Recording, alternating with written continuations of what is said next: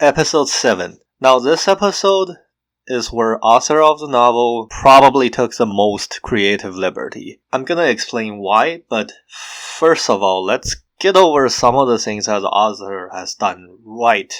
So first of all, depends on your rank and your position in the royal palace, you're treated differently. In terms of the servants, we've seen how Mao Mao has been treated here. Generally, well, sort of because they thought that she was poisoned, so they put her in a nice bedroom. Even if not, she gets her individual room, she's basically not really having to share with anyone. Usually the lowest level servants in the rear palace, they only share a dorm style room with other people.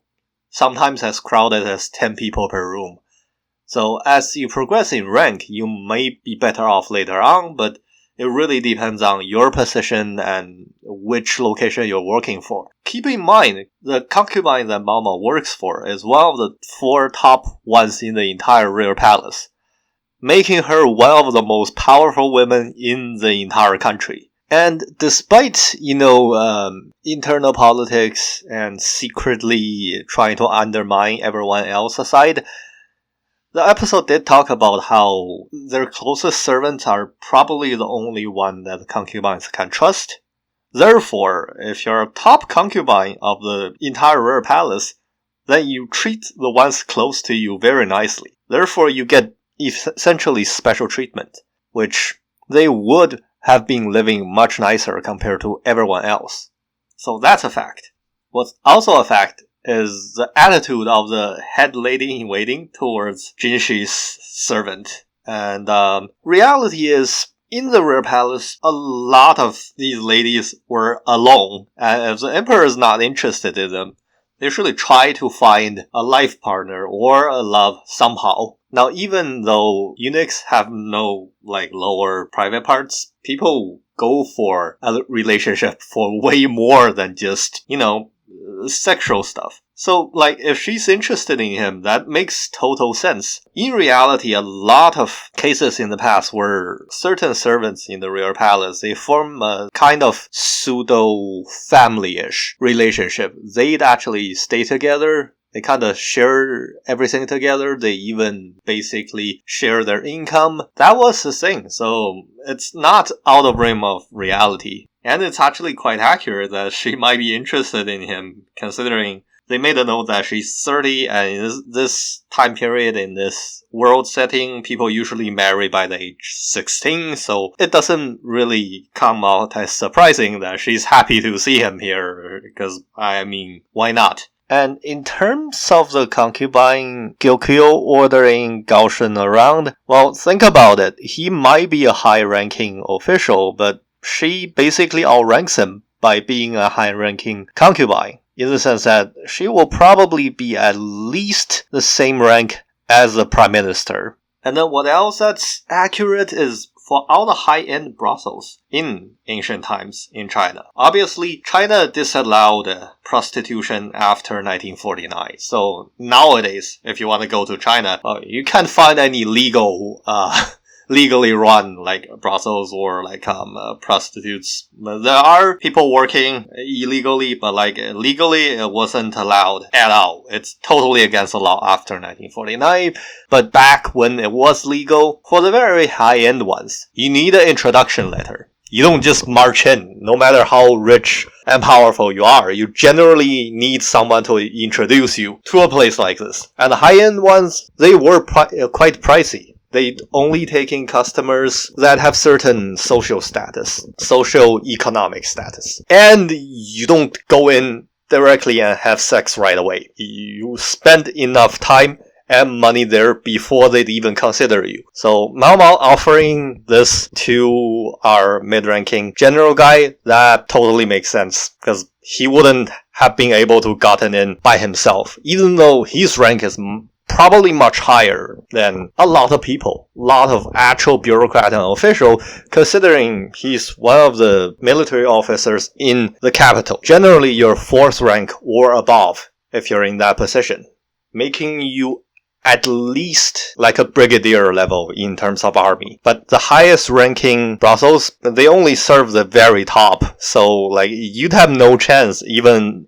though you might not be the lowest of the low, in terms of officials, which were already above everyone else who were just your average citizens. And he might seem mean, but if you consider his position, then his attitude towards others is also quite explainable. He might not be a very high-level official, but mid-ranking officials still above everyone else who were just average citizens. And Mao Mao might be working for one of the most powerful women in the Rear Palace. Her personal rank probably wouldn't be too high, seeing that she only got promoted recently, and we were never specifically mentioned her rank or how well she's paid, that kind of stuff. But in an organization like the Rear Palace and everything, seniority does play a role, and judging by her age and her position, then it really didn't make much sense if she's actually quite highly ranked, whereas he might just be a mid-rank official that's still higher than your average servants in the Rear Palace. Now, with that out of the way, we need to talk about some of the issues with customs and historic facts in this episode. Essentially, throughout Chinese history, except for the last dynasty, servants in Rear Palace was a life employment, more likely than not. You essentially went into the Rear Palace, you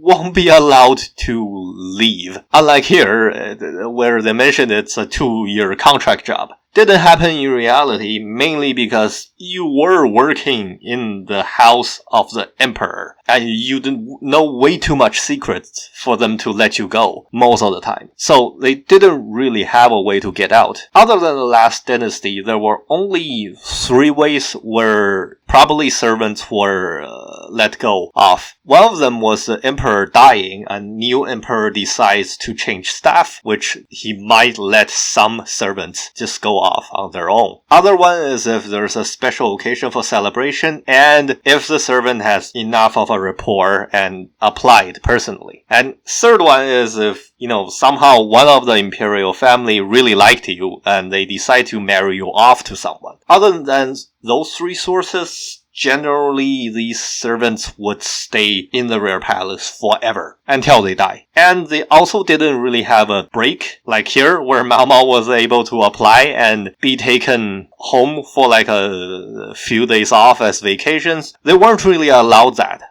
At least not on personal leave. Mainly because of the same reason. You know too much secrets. They wouldn't let you go most of the time. Now, when I say except for the last dynasty, I think I explained in a previous episode. The last dynasty was a Manchu dynasty, which weren't really Chinese when they first established. Of course, the China we know today was actually based on the last dynasty, so you can't really say that they're not Chinese in modern sense, because our whole idea of China was based on the last dynasty. However, back when it was established, they weren't really considered Chinese. In order to keep themselves closed off, they'd only select servants from certain backgrounds, mainly the military elites. Therefore, because they don't want to essentially trap the military elite's daughters in forever, and as a way of showing more or less mercy that you're not spending a life sentence in the Rear Palace, in order to show that they were more lenient than that, they actually let servants go at age 30 at the very beginning. Then the age was lowered down to age 25.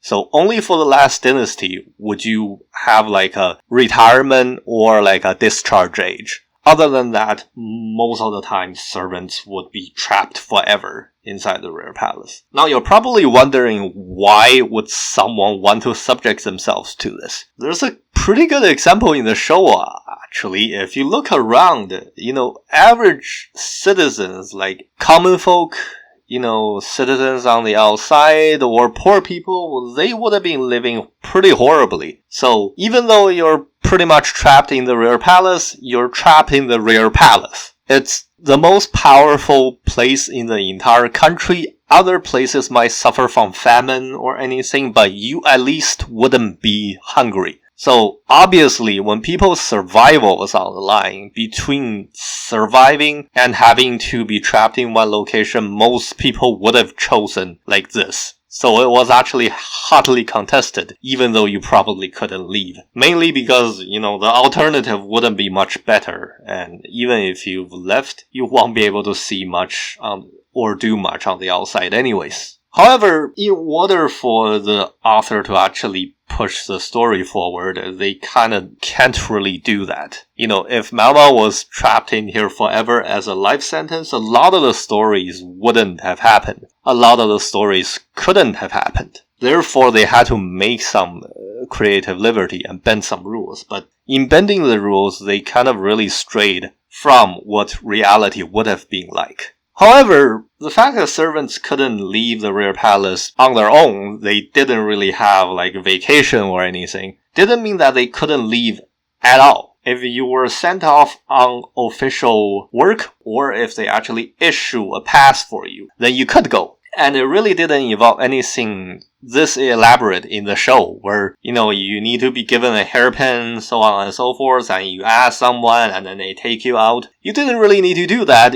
All you need to do is basically apply to your superior, and if they like you enough, or if the reason is legitimate enough, they might issue a pass to let you go outside. And based on Jinshi's position, like at least the position that he said he had, he's basically the superior to all the servants in Rear Palace. So if the show was a more realistic, let's put that in quotation, realistic kind of show, then Mao Mao would have just applied to Jinshi. And if anything, Jinshi really didn't need to do anything prior or after.